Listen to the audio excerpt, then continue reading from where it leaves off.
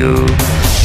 Hi there, it's Senior Editor Kevin Van Ort here, taking the place of reviewer Eric Nair to tell you about Counter-Strike Global Offensive. Counter-Strike Global Offensive is more of an update than an honest-to-God sequel, but it maintains much of what made the original Counter-Strike and Counter-Strike Source so fantastic.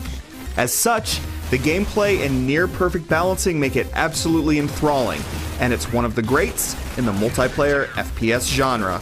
In case you're one of the unlucky few to have never experienced the series, Counter-Strike Go is an entirely multiplayer experience. You can play offline against AI bots, but it's online where the thrills are. In the traditional game mode, there are two types of matches and two levels of competition. Ranked level is the original old-school style of Counter-Strike, with a skill-based ranking system used to balance teams and match players of equivalent skill.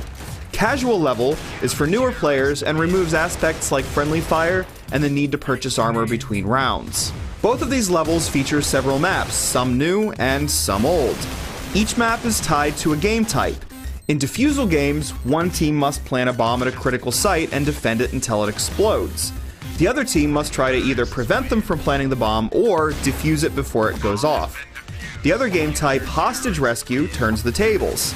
Here, one team has taken a group of AI hostages which they must protect until time runs out. All the while, the other team must assault their location and free the hostages. The key element to these game modes is that there are multiple short rounds in a match. After each round, players purchase weapons, armor, grenades, and other equipment using money they earn for killing enemies, winning the round, or doing other important tasks.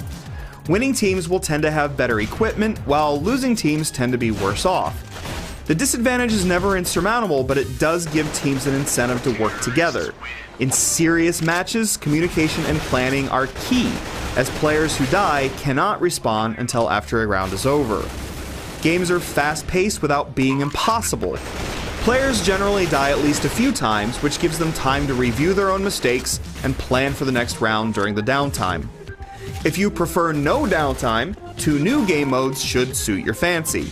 Called Arms Race and Demolition, they both remove the classic purchasing mechanic and instead award players a new weapon instantaneously when they make a kill.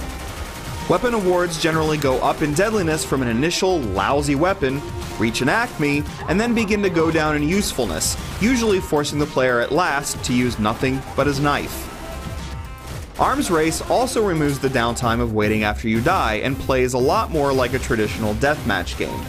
Demolition sort of reverses this structure, instead challenging players to continue playing a more traditional Counter-Strike style game, but with their weapons getting worse and worse with each kill.